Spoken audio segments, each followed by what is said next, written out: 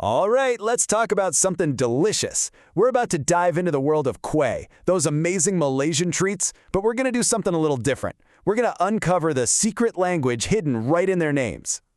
You know when you're eating something and you just stop and think, wait, why is it called that?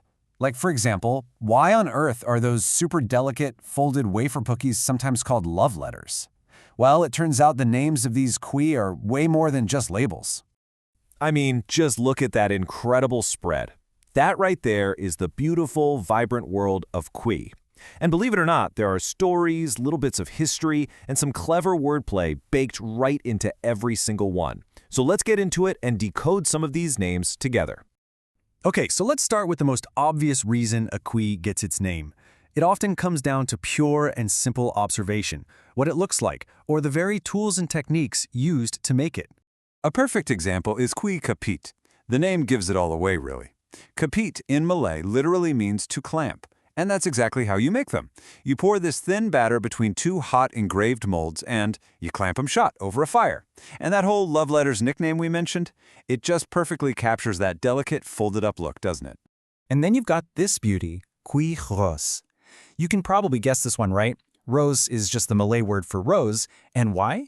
Because it's made with this gorgeous flower-shaped brass mold that it's deep-fried in, so you're literally making an edible flower. How cool is that?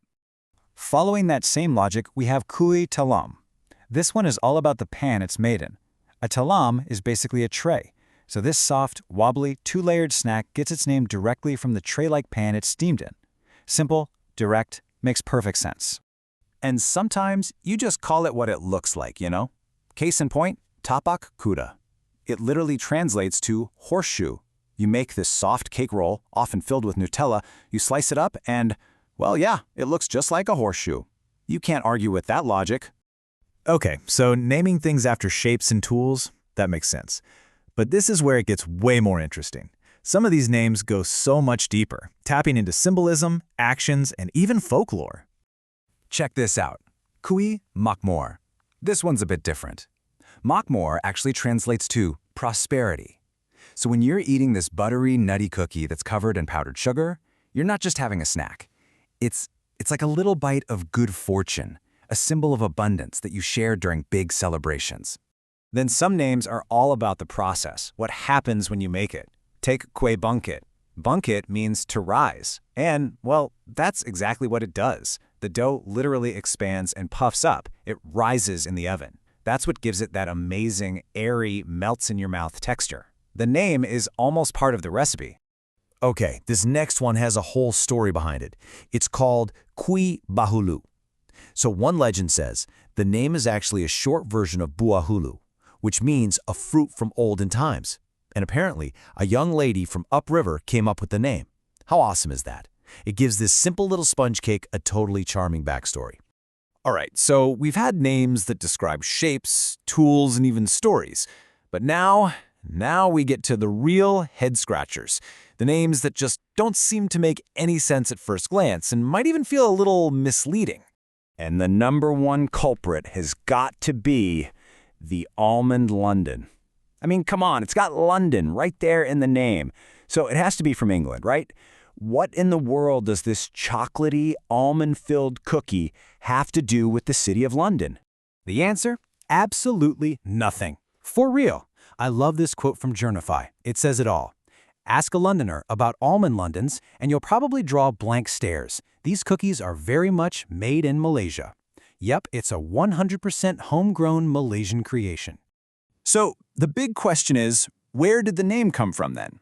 Well, nobody knows for sure, but the best guess, the most popular theory, is that it was inspired by a brand of chocolates called London Almonds. You know, those chocolate-covered almonds?